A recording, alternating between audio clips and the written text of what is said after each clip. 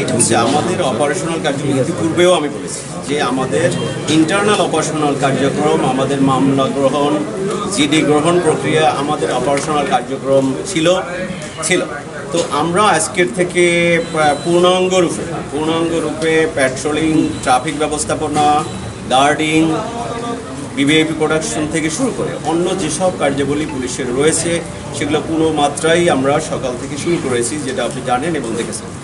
সেই সাথে হচ্ছে যে গত কয়েকদিনে এটাও আমরা করেছি যে এর ভিতরে যারা থানায় আসতে পারেনি, আপনাদের মাধ্যমে আহ্বান জানাচ্ছি যে যারা এই কয়েকদিনের ভিতরে যদি কোনো অপরাধ সংগঠিত হয়ে থাকে, যে কোনো ধর্তব্য অপরাধ, সেগুলোর জন্য আইনি ব্যবস্থা গ্রহণের জন্য আমরা সবাইকে উদ্যত আইনি ব্যবস্থা গ্রহণের জন্য থানায় আসার অভিপ্রায় যদি কেউ থাকে তাকেও আমরা অনুরোধ করবো আপনাদের মাধ্যমে তারা যেন থানায় আসে।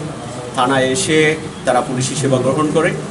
পুলিশ আপনারা জানেন একটি সেবাধর্মী প্রতিষ্ঠান, it's a service oriented organisation. আমরা এই সেবা, নির্বিচ্ছিন্ন সেবা প্রদান করতে চাই এবং এই সেবা প্রদানের জন্য সকল গাইবান্ধাবাসী, সকল সুশীল শ্রেণী, শিক্ষক, পেশাজীবী শ্রেণী, ইমাম সমাজ, বিশেষ করে সকল পর্যায়ের মিডিয়া কর্মী, প্রিন্ট এবং ইলেকট্রনিক মিডিয়া কর্মী, রাজনৈতিক নেতৃবৃন্দ, আমরা সকলের সাহায্য চাই, যাতে করে আমরা গাইবান্ধায় আইন শৃঙ্খলা পরিস্থিতি সমুন্নত রেখে এই উন্নয়ন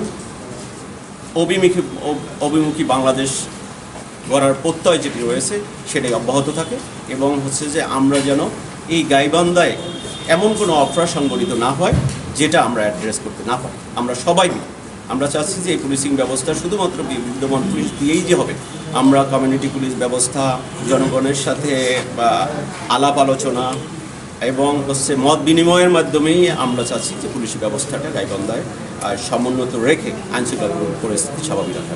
থ্যাংক ইউ। তো আপনারা মনে হয় অনেকেই জানেন যে গাইবান্ধা জেলায় আমরা জেলা পুলিশের পক্ষ থেকে গাইবান্ধাবাসীকে পুলিশ সুপার হিসাবে আমি ধন্যবাদ এবং কৃতজ্ঞতা জানাই। আপনারা জানেন যে আমাদের 60টি থানা এবং 60টি তদন্ত কেন্দ্র পূর্ণ মাত্রায় চলমান রয়েছে। আমাদের একজন সহকর্মী কিন্তু কর্মস্থল ত্যাগ করেনি, অর্থাৎ প্রত্যেকটা পুলিশ স্টেশন এবং তদন্ত কেন্দ্র সমুন্নত রয়েছে, কর্মরত ছিল।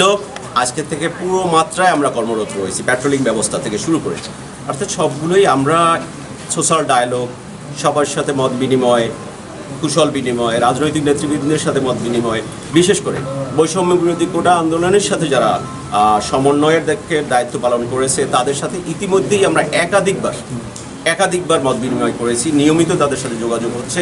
অর্থাৎ একটা সমন্বিত প্রক্রিয়ার মাধ্যমে পুলিশ এবং জনগণ, সুশীল সমাজ, জনগণ বলতে আমি এখানে সুশীল সমাজ, মিডিয়া কর্মী, রাজনৈতিক নেতৃবৃন্দ থেকে শুরু করে সকল পেশাজীবী সংগঠন সবাইকেই মিল করতেছি।